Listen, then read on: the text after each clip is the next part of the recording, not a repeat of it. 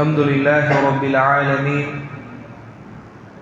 والصلاة والسلام على سيد المرسلين وعلى آله وصحبه أجمعين. اللهم صل على محمد وعلى آل محمد كما صليت على إبراهيم وعلى آل إبراهيم إنك حميد مجيد. اللهم بارك على محمد وعلى آل محمد كما باركت على إبراهيم وعلى آل إبراهيم إنك حميد مجيد. أعوذ بالله من الشيطان الرجيم. بسم الله الرحمن الرحيم. يا أيها الناس اتقوا ربكم الذي خلقكم من نفس واحدة وخلق منها زوجها وبث منهما رجالا كثيرا ونساء واتقوا الله الذي تساءلون به والأرحام إن الله كان عليكم رقيبا. رب اشرح لي صدري ويسر لي أمري واحلل عقدة من لساني يفقهوا قولي. سبحانك لا علم لنا إلا ما علمتنا إنك أنت العليم الحكيم. கணிதற்குரிய அல்லாஹ்வின் நல்லடியார்கள், அன்புக்குரிய சகோதரர்களே சகோதரிகளே, அல்லாஹ்வுடைய மாபெரும் நாட்டத்தால் அல்லாஹ் ரப்புல் ஆலமீன் கடமையாக்கிய அந்த நோன்புகளை நோற்றவர்களாக அந்த நோன்பை நோன்பு திறந்த நிலையில் மேலும் அவனை வணங்கியவர்களாக நாம் இங்கே அமர்ந்து கொண்டிருக்கின்றோம்.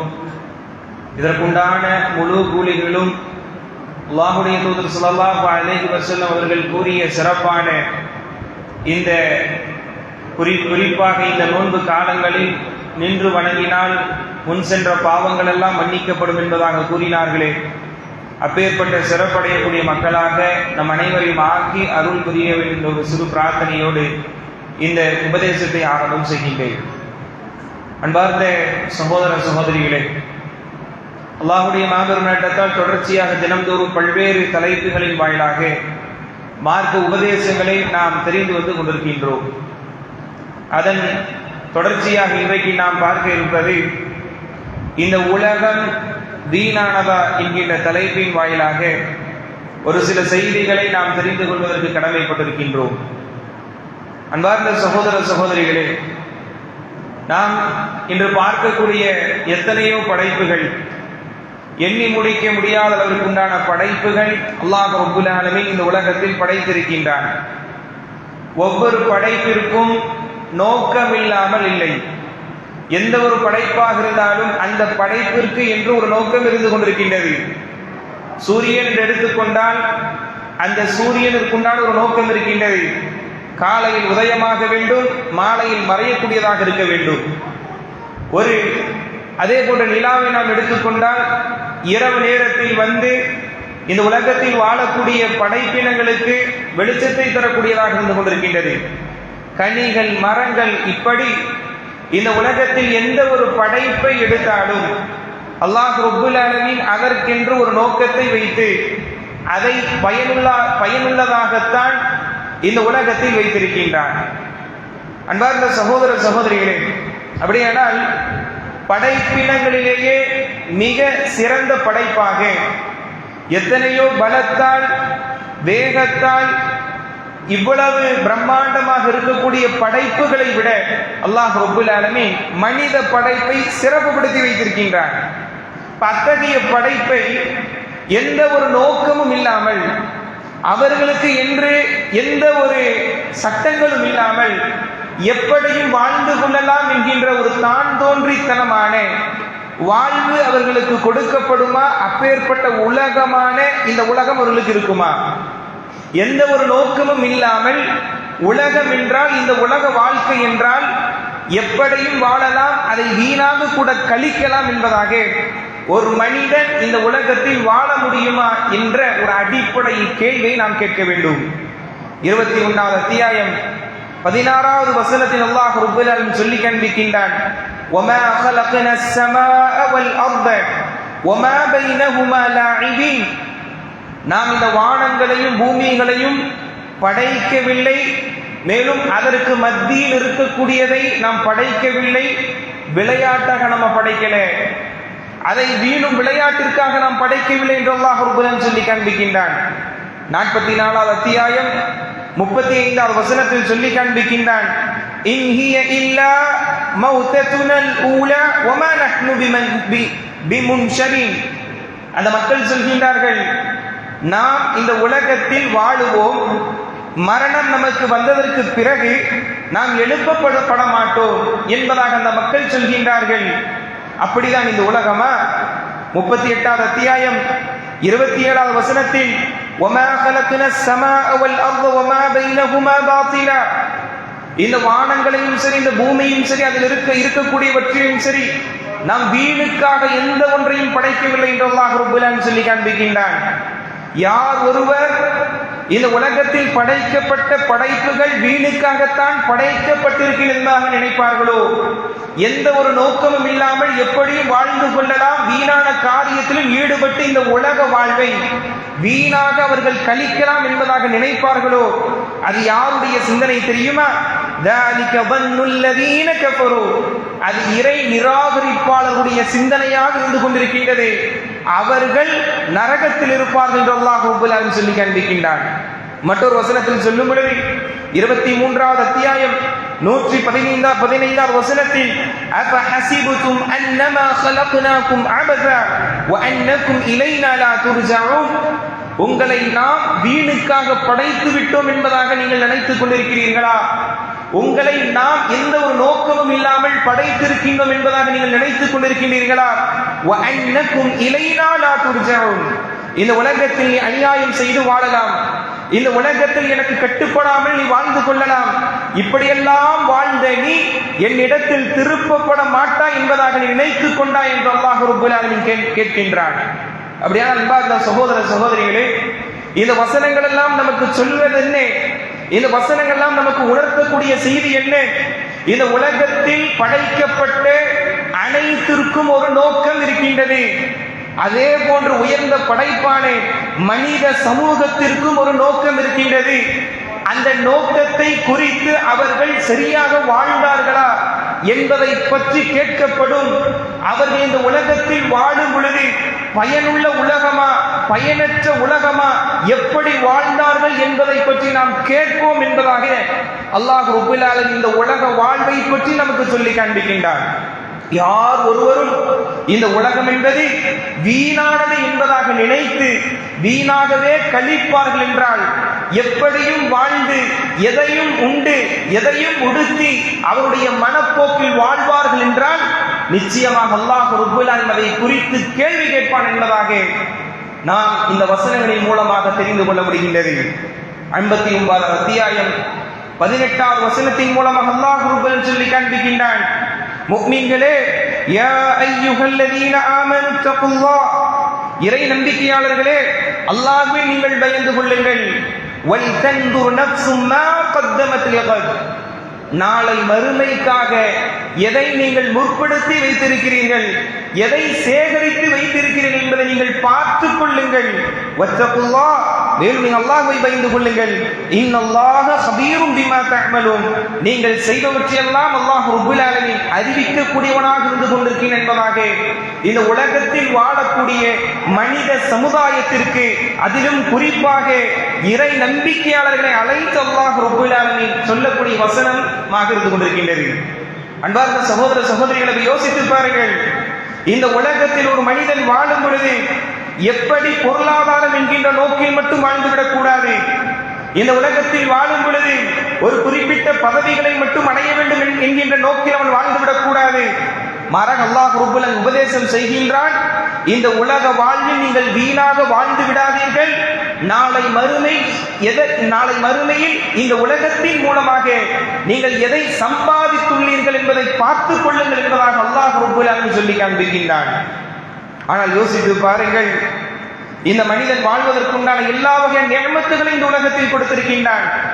இந்த உலகத்தில் நீ நிம்மதியாக இருந்து கொள், இன்பமாக இருந்து கொள், இந்த உலக வாழ்க்கையை நீ பயனுள்ளதாக மாற்றிக்கொள். அதோடு நீ நாளை மறுமையில் உனக்கான ஒரு அறுவடை செய்யக்கூடிய இடமாக நீ ஆக்கிக் கொள்ள வேண்டும். நாம் வாழ்வதற்காக அல்லாஹ் ரப்பல் ஆலமீன் சுவாசிப்பதற்கான காற்றை கொடுத்திருக்கின்றான், குடிப்பதற்குண்டான நீரை கொடுத்திருக்கின்றான்.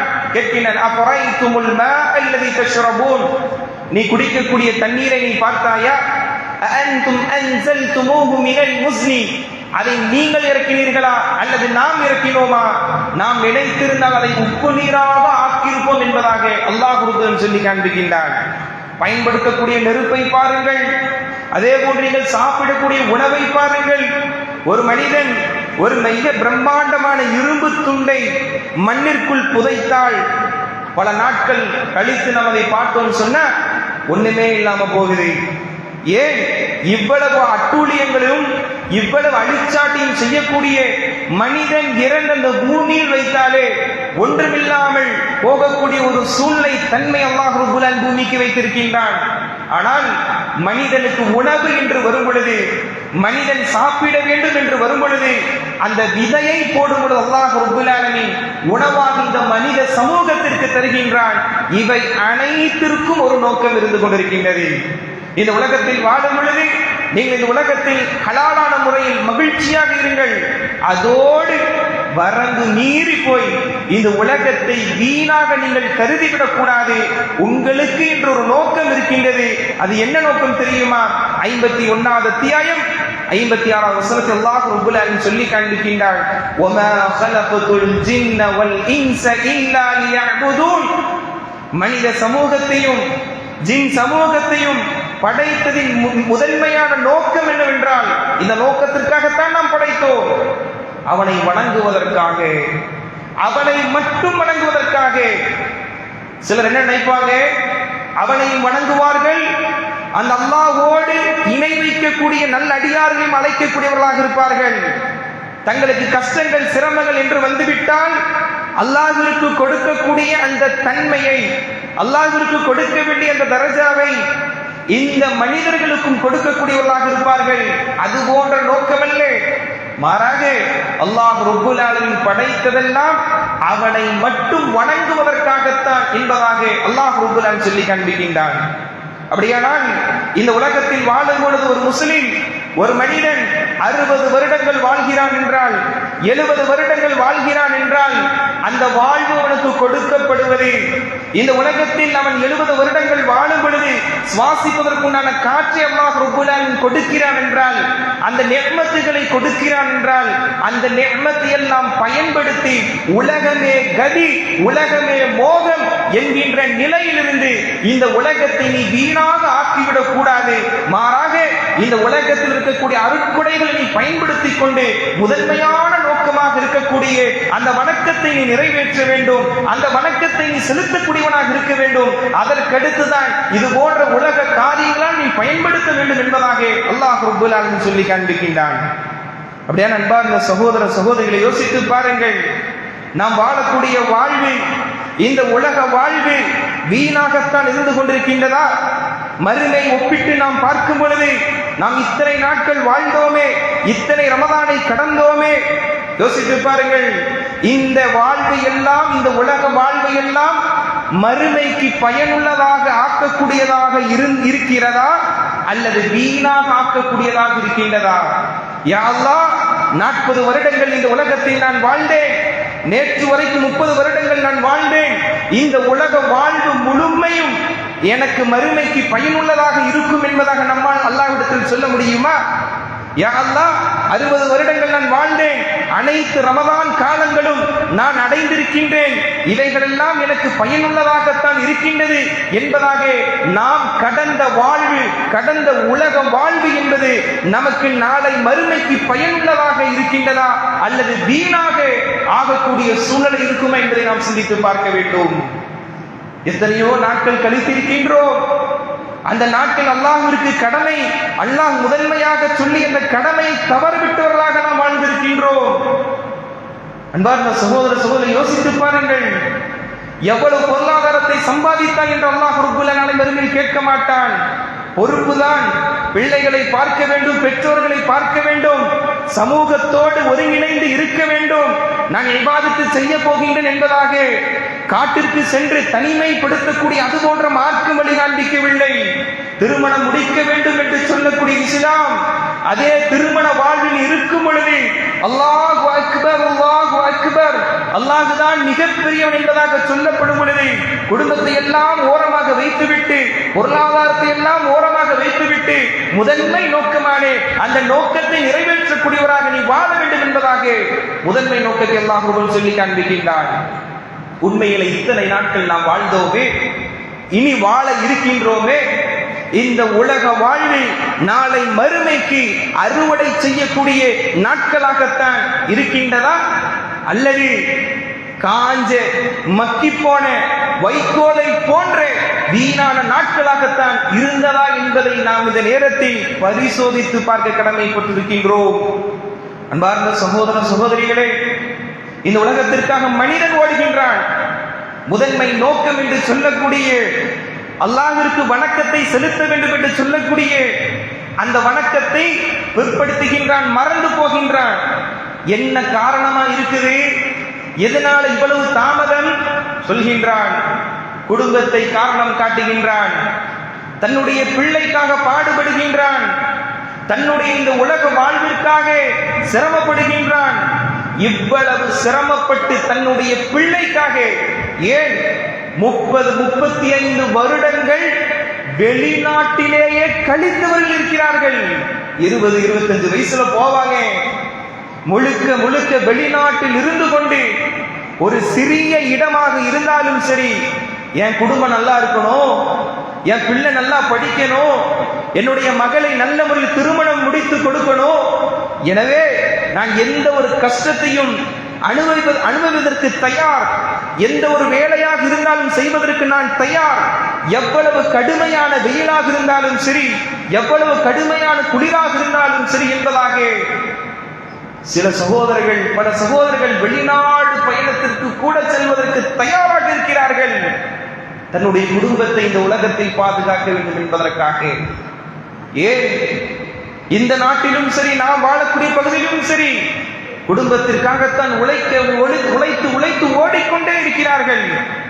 உழைப்பது தவறல்ல, அவர்களுக்காக சேகரித்து வைப்பது தவறல்ல. ஆனால் இறைவனுக்கு செய்ய வேண்டிய கடமையை, முதன்மையான கடமையை மறந்து அதற்கு பின்னால் இருக்கக்கூடிய கடமை முற்படுத்துவார் என்றால் அப்போதான் பிரச்சனை. அப்பேற்பட்ட குடும்பத்துடைய ஸ்டேட்மெண்ட் அல்லாஹ் நாளை மறுமையில் எப்படி அவங்க இருப்பாங்கன்னு சொல்லி காமிக்கிறாங்க. உலகத்துல நம்ம ஒருத்தருக்கு உதவி செய்கிறோம், ஒருவரிடத்தில் நண்பராக இருக்கிறோம், அவர் நன்றி கெட்ட தன்மை உடையவர் என்றால் நம்மளை மறந்துடுவாருன்னு சொன்னா அவருக்கு நம்ம நட்பே வைக்க மாட்டோம். ஆனா அல்லாஹ் குர்ஆன் சொல்லி காண்பிக்கின்றான். 80வது அத்தியாயம் 34வது வசனத்தில், யௌம யஃபிருல் மர்உ மின் அஹி, நாளை மறுமையில் இந்த உலகத்தில் வாழும் பொழுது தனக்கு ஒரு பிரச்சனை என்றால் பக்கபலமாக சகோதரர் வந்து நின்றிருப்பார், சகோதரி வந்து நின்றிருப்பார். அந்த சகோதரன் முதன்மையாக ஓடக்கூடிய நாளாக அந்த நாள் இருக்கும். வ உம்மிஹி வ அபி, தாய் தந்தை ஓடுவார்கள். வ ஸாஹிபதிஹி வ பனி, தன்னுடைய மனைவி, தன்னுடைய பிள்ளைகள் ஓடுவார்கள். யாரை பார்த்து? இந்த உலகத்தில் எந்த ஒரு கஷ்டத்தையும் படுவதற்கு தயாராக நான் இருக்கின்றேன் என்பதாக சொல்லி தன்னுடைய மனைவிக்காக, தன்னுடைய பிள்ளைகளுக்காக, தன்னுடைய பெற்றோர்களுக்காக அல்லாஹ் கடமையாக்கிய கடமையை கூட மறந்து உலக வாழ்வே கதி என்பதாக இருந்து கொண்டு உலக வாழ்வை முழுக்க மார்க்கத்தை பின்பற்றாமல் ஹராமான முறையில் அந்த பொருளாதாரத்தை ஈட்டி வீணாகவே கழித்திருப்பார்கள். அல்லாஹ் பாதுகாக்க வேண்டும். அவர்கள் எல்லாம் ஓடுவார்களாம், யா அல்லாஹ் என்ன காப்பாத்து, யா நப்சி யா நப்சி என்பதாக ஓடுவார்கள், விட்டு விரண்டு ஓடுவார்கள். தந்தை இருப்பார், மகன் இருப்பார். அது போன்ற நேரத்தில் ஒரு அந்தஸ்து என்பது, கண்ணியம் என்பது, இந்த உலகத்தில் முதன்மையான நோக்கமான மனித படைப்பின் நோக்கத்தை அவன் நிறைவேற்றி சரியாக இருந்திருப்பார் என்றால் நிச்சயமான ஒரு கூலி கிடைக்கும். அல்லாஹ் சொல்லி அந்த காரணத்தை, அல்லாஹ் கடமையாக்க இந்த வணக்கத்தை செலுத்தி அதோடு ஒருவர் குடும்பத்திற்கு செய்ய வேண்டிய காரியங்கள் எல்லாம் ஹலாலான முறையில் செய்தார்கள் என்றால் நிச்சயமாக அதற்கு மாபெரும் கூலி இருக்கின்றது. அதில் எந்த ஒரு மாற்று கருத்து இல்லை. ஆனால் தன்னுடைய பிள்ளை பெரிய இடத்தில் படிக்க வேண்டும் என்பதற்காக லோன் வாங்கி அந்த கல்வியை கற்றுக் கொடுக்கக்கூடிய ஒரு சூழ்நிலை பார்க்கின்றோம்.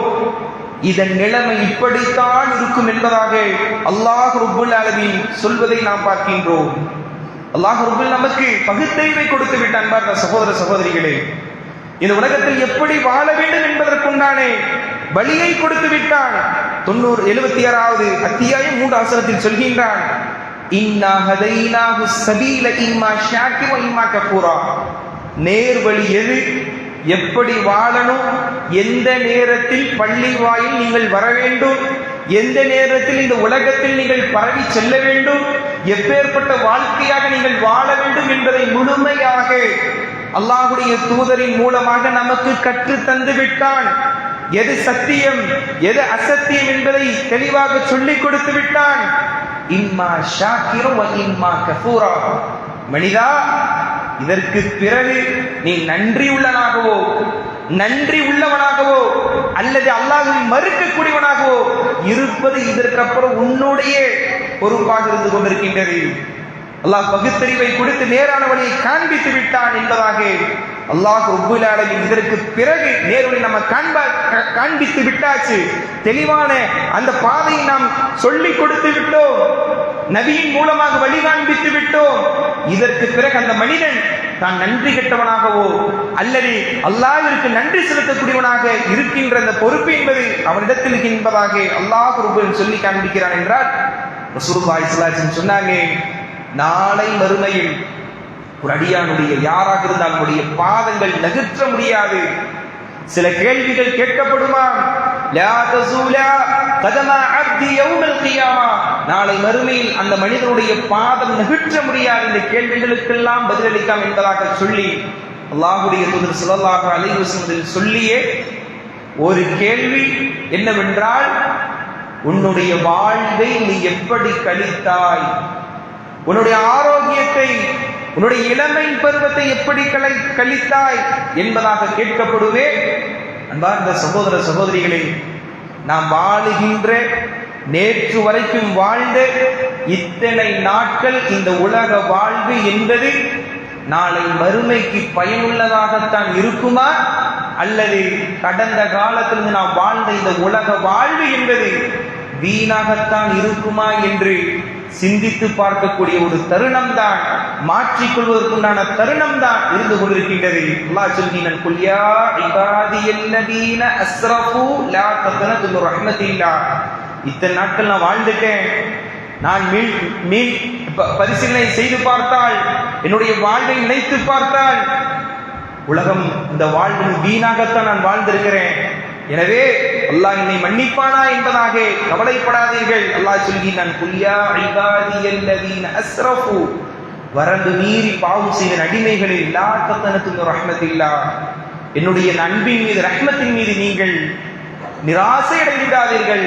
நிச்சயமாக நாம் தௌபா கேட்க வேண்டும். தௌபா கேட்டு இனி வரக்கூடிய காலங்களாவது இந்த உலக வாழ்வு என்பது நாளை மறுமைக்கான அந்த வாழ்விற்கு பயனுள்ள வாழ்வாக இருப்பதற்குண்டான முயற்சிகளை நாம் செய்ய வேண்டும். அப்பேற்பட்ட அந்த புரிதலோடு ஒவ்வொரு நாட்களும் இந்த ரமதானை சிறந்த முறையில் கழிப்பதோடு ரமதானோடு வந்த கூட்டங்கள் அப்படியே சென்று விடக்கூடாது. மாறாக ரமதான் முடிந்ததற்கு பிறகும் அடுத்த ரமதான் இருந்தாலும் சரி, எத்தனை ரமதான் இருந்தாலும் சரி, அதற்கு இடைப்பட்ட நாட்கள் எல்லாம் அல்லாஹ் ரப்புல் ஆலமீன் சொல்லிய முதன்மையான நோக்கமான லியஅ்புதூன், அவனை வணங்க வேண்டும் என்கின்ற அந்த நோக்கம் என்பது ரமதானோடு முடிவதில்லை. ஒரு முஸ்லிம் இறக்கின்ற வரைக்கும் இருக்கக்கூடிய கடமையான விஷயத்தை தான் அல்லாஹ் ரப்புல் ஆலமீன் முதன்மையான நோக்கமாக இந்த மனித சமூகத்திற்கு தந்திருக்கின்றான். அப்பேற்பட்ட அந்த நோக்கத்தை நம்முடைய வாழ்வில் தவறாமல் சிறந்த முறையில் நிறைவேற்றி சிறந்த மக்களாக வாழ்ந்து வர்ணிக்கக்கூடிய பாக்கியத்தை அல்லாஹ் ரப்புல் ஆலமீன் நம் அனைவரையும் ஆக்கி புரிய வேண்டும். இதே போன்று இந்த சபையில் அமர்ந்ததை போன்ற அல்லாஹ் ரப்புல் ஆலமீன் அவருடைய பொருத்தத்தை பற்றியதன் மூலமாக சொர்க்கத்தில் அமரக்கூடிய பாக்கியத்தை நம் அனைவருக்கும் தந்தருள் என்ற பிரார்த்தனையோடு இந்த உபதேசத்தை நிறைவு செய்கின்றேன். ஆமீன். வா ஆகிரு தஅவானா அல்ஹம்துலில்லாஹி ரப்பில் ஆலமீன். அஸ்ஸலாமு அலைக்கும் வரஹ்மத்துல்லாஹி வபரகாத்துஹு.